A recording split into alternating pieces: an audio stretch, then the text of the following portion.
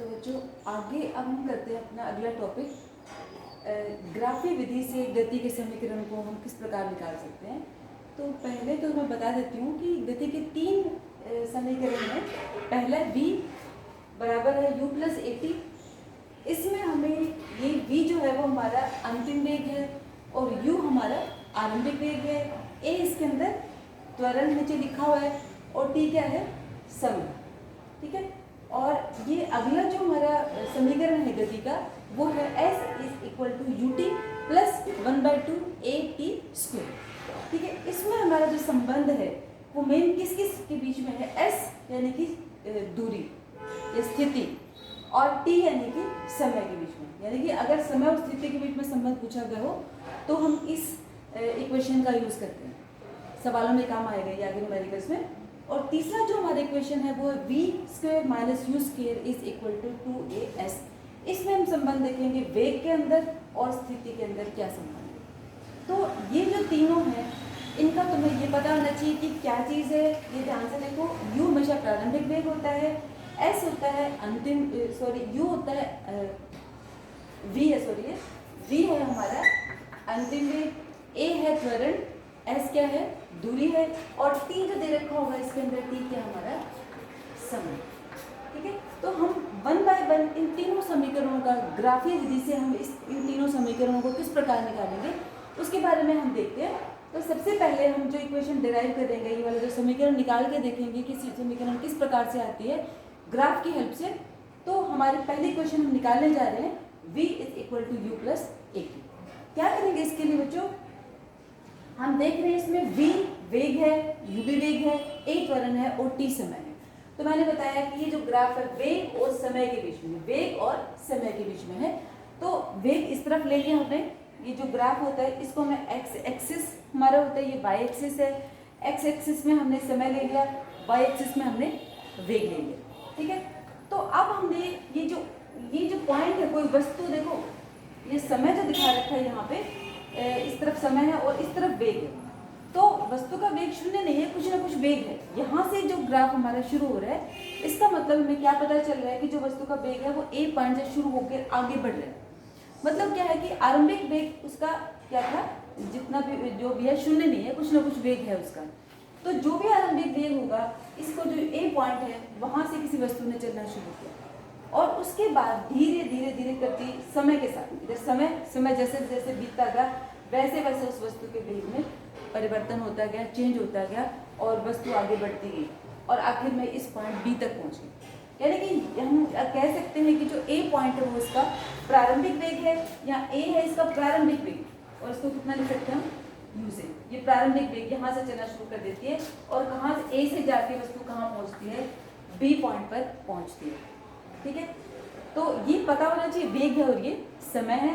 इधर अगर हम देखें, ये जो वस्तु है एक समान त्वरण से चल रही है। अगर हमारे स्ट्रेट लाइन आती है, सीधे रेखा आ रही है, इसका मतलब क्या है, एक समान वेग में परिवर्तन हो रहा है समय के साथ। अगर कुछ टेढ़ी मेढ़ी लाइन आती तो उसको हम क्या कह सकते थे कि असमान त्वरण।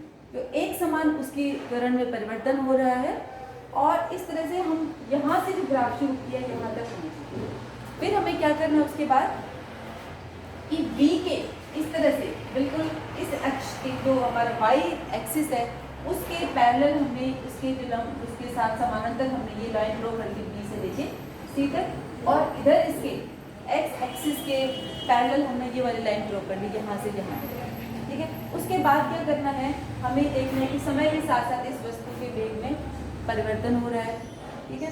तो अब हम क्या निकाल सकते हैं इसमें, हमें पता है जो त्वरण होता है, इसमें त्वरण होता है क्या है, त्वरण होता है हमारा वेग में परिवर्तन और डिवाइडेड बाय समय। वेग में परिवर्तन डिवाइडेड बाय समय, ये हम पढ़ चुके हैं अभी वेग त्वरण की परिभाषा में कि वेग में परिवर्तन। और तो हम वेग में परिवर्तन देखते हैं कि कितना परिवर्तन हुआ।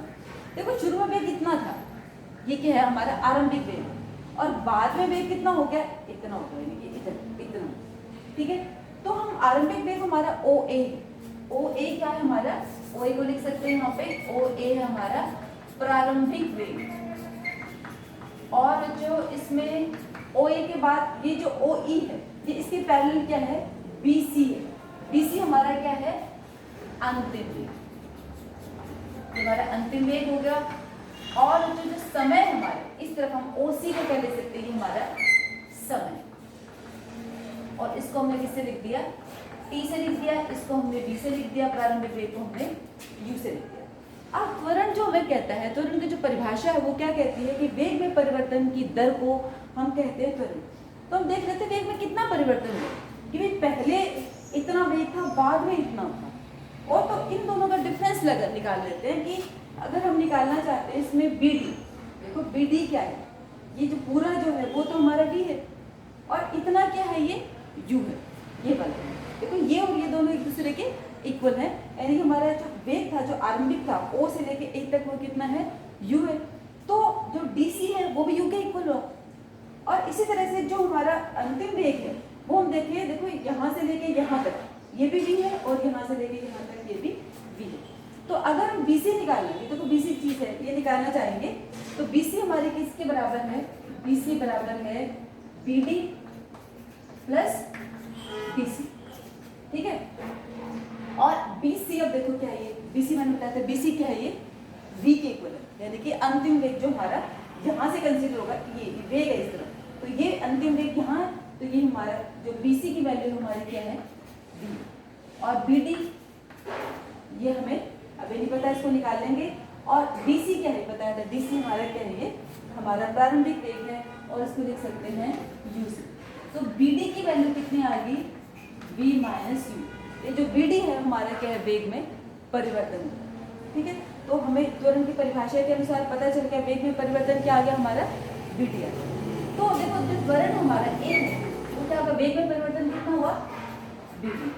और समय अब कितना, समय देखो ये भी एक ही चीज है, AD is equal to OC, हमें ग्राफ से पता चल रहा है। तो AD लिखते हैं, तो समय की जगह हम क्या लिख सकते हैं, OC लिख सकते हैं। और OC किसके इक्वल है, OC किसके इक्वल है, T, समय है ये। तो A को हम लिख सकते हैं BD अपॉन T। तो BD किसके इक्वल आ गया, BD हमारा आ गया AT के इक्वल। देखो पहले BD किसके इक्वल था, V माइनस यू के इक्वल था, बाद में जो हमने निकाला वो किसके इक्वल है, BD हमारा AT के इक्वल। तो हम क्या कह सकते हैं, इक्वेशन नंबर 1 और 2, क्योंकि इसके इधर भी BD है और यहाँ इसकी इस तरफ BD है, तो दोनों एक दूसरे के इक्वल रख सकते हैं। तो हमारे क्या आ जाएगा, V माइनस यू किसके इक्वल आ जाएगा, AT के इक्वल आ जाएगा। तो हम लिख सकते हैं इस समीकरण 1 व 2 से हमारे पास क्या आ गया, हमारे पास आ गया V बराबर है U प्लस AT। ये हमारा गति का जो समीकरण है, पहले वाला जो समीकरण है वो हमने ग्राफ की हेल्प से निकाला।